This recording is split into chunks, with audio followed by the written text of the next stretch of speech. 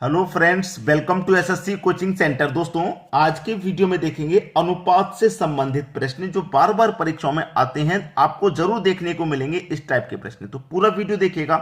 चलिए स्टार्ट करते हैं। पहला प्रश्न है 7,800 रुपए को राम, श्याम तथा मोहन के बीच 6, 9, 12 के विलोमानुपात में बांटने पर, याद रखना विलोमानुपात बोला इसने, विलोमानुपात में बांटने पर मोहन को कितनी राशि प्राप्त होगी।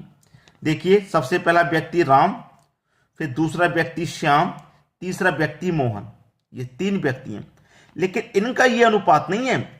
ठीक है, याद रखना इनके बीच का इस अनुपात को ना विलोमानुपात में बांटा है। विलोमानुपात का मतलब है 1 के बटे में 6 आ जाएगा अनुपात, 1 के बटे में 9 आ जाएगा और 1 के बटे में 12। ये हो गया विलोमानुपात, पलट के लिख दिया।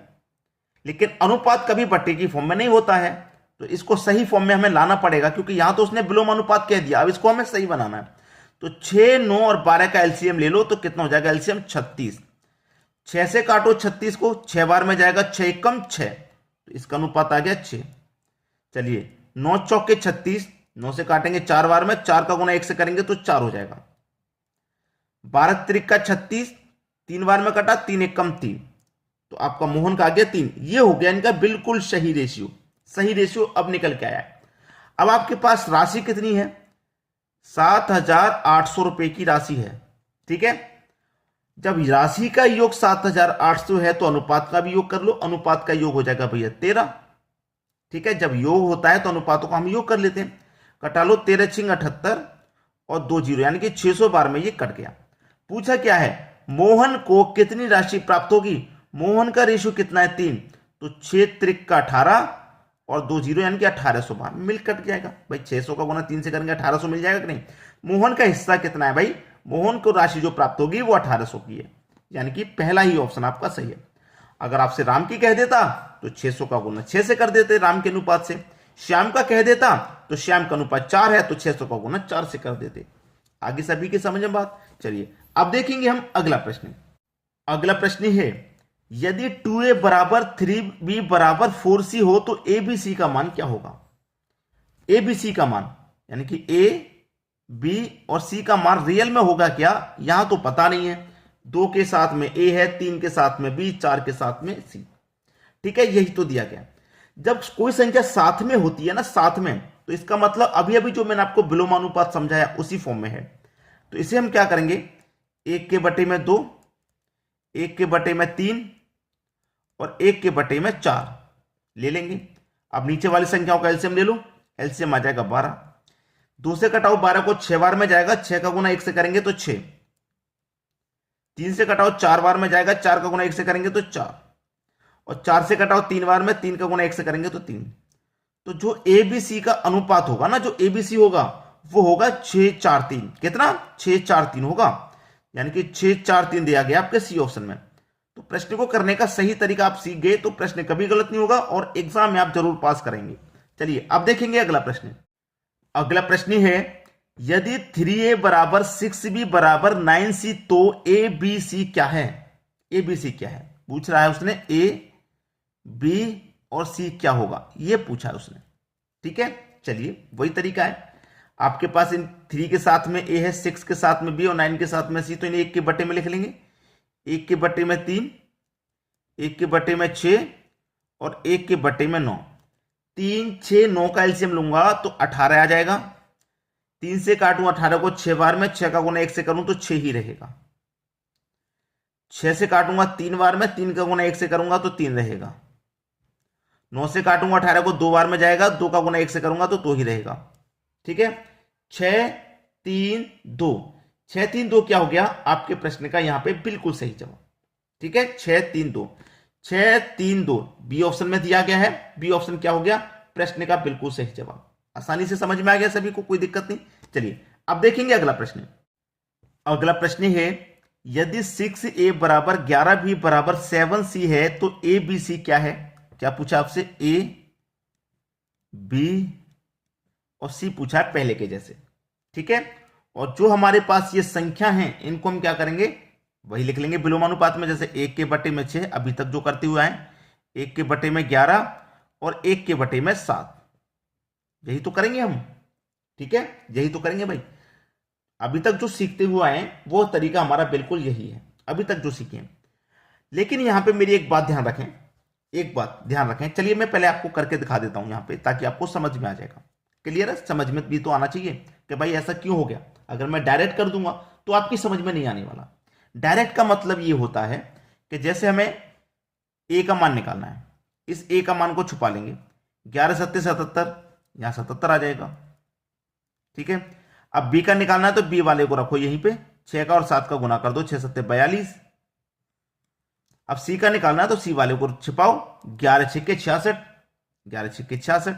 अब देखिए 77 42 66 कहां पर है, 77 42 66, ये हमारा हो गया सही जवाब। क्या हो गया ये हमारा बिल्कुल सही जवाब हो गया, ठीक है। लेकिन यहां पे कैसे निकालेंगे, यह हमारा वही मेथड है, 6 का 11 का 7 का हम क्या करेंगे, एलसीएम निकालेंगे। 6 7 11 का एलसीएम निकालो भाई। चलिए बेसिक मेथड से अगर मैं एलसीएम निकाल के बताऊं, 6 7 और 11 का, 2 त्रिक का 6 कटेगा, 7 नहीं कटेगा, 11 भी नहीं कटेगा, 3 से कटा दूंगा, 3 गया, 7 नहीं गया, 11 नहीं गया, ठीक है। अब 7 से कटा दूंगा, 7 गया, 11 नहीं गया। अब 11 से कटाऊंगा तब ये सब संख्या जाएंगी। यही तो होता हमारा, 11 सत्ते 77, 3 दूने का 6, ये 77 हो गया, ये 6 हो गया, कर दो भैया गुना, तभी एलसीएम निकल के आएगा, ठीक है। 6 सत्ते 42 का 2, कैरी का 4, 6 सत्ते 42, 42 में जोड़ दो 4 तो ये हो गया 46, यानी कि 462 भाई। 6 सत्ते 42 का 2, कैरी का 4 हो गया, फिर से 6 सत्ते 42, 42 में जोड़ देंगे 4 2 46, 462 हो गया, ठीक है। एलसीएम आया कितना, 462, ठीक है, 462 एलसीएम आ गया। अब 462 एलसीएम आ गया, 6 से कटाऊंगा, फिर मैं इसको 6 से इसको कटाऊंगा, कितनी बार में जाएगा, सबसे पहले 6 से कटा देते हैं। चलिए 6 से कटाएंगे, 6 सत्ते 42, 4 बचेगा 42, 6 सत्ते 42, 77 बार में गया ना, 77 आ गया, ठीक है, 77 बार में गया। अब 11 से कटाऊंगा इसको, 11 चौके 44, 2 बचेगा भाई, 11 चौके 44 कटा, 2 बचेगा 22, 11 दूनी का 22, 42 बार में गया, 42 आ गया। अब देखिए कितने से कटाऊंगा, 7 से कटाऊंगा, 7 छिंग 42, 7 छिंग 42, 4 बचेगा 42, 7 छिंग 42, 66 बार में गया, 66 आ गया। मैंने आपको दोनों ही तरीके से बता दिया, जो एलसीएम मेथड है जिससे हम अभी तक सीखते आ रहे हैं उस तरीके से भी, और ये डायरेक्ट कैसे होता है मैंने उस तरीके से भी आपको बता दिया। अब कैसे भी क्वेश्चन आए वो आपके ऊपर डिपेंड है, आपको कौन सा सरल तरीका लग रहा है उसी से आप तुरंत कर दो, ठीक है। चलिए अब देखेंगे अगला प्रश्न। अगला प्रश्न है, यदि 5a बराबर 12b बराबर 13c है तो a b c का मान क्या होगा। a b और c का मान क्या होगा। मैंने क्या बताया, दो तरीके बताए थे ना। पहला तरीका क्या बताया था, a का मान निकालना, तो a वाले को छिपा लो, 12 का 13 का गुना कर दो, 12 13 का गुना 156। अब b का निकालना है तो b वाले को छिपा लो, ऐसे b का गुना नहीं करना, 5 का और 13 का गुना करेंगे, 13 25 65, ठीक है। अब c का निकालना, c वाले को छिपा लो, 12 का 1 का गुना कर दो, 12 5 60। जिसको निकालना होता है उसको छिपा लेते हैं, उससे गुना नहीं करना, उसका कोई मतलब नहीं, ठीक है। जो दो संख्या बची होती है उनसे करना है। तो 156 65 60 किस ऑप्शन में है, 156 65 60 सी ऑप्शन में। ये आपका बिल्कुल सही जवाब हो गया, एबीसी तीनों का मान निकल के आ गया, ठीक है। अब देखते हैं अगला प्रश्न। अगला प्रश्न है, 1/3 गुने ए बराबर 1/4 गुने बी बराबर 1/5 गुने सी हो तो एबीसी का मान क्या है।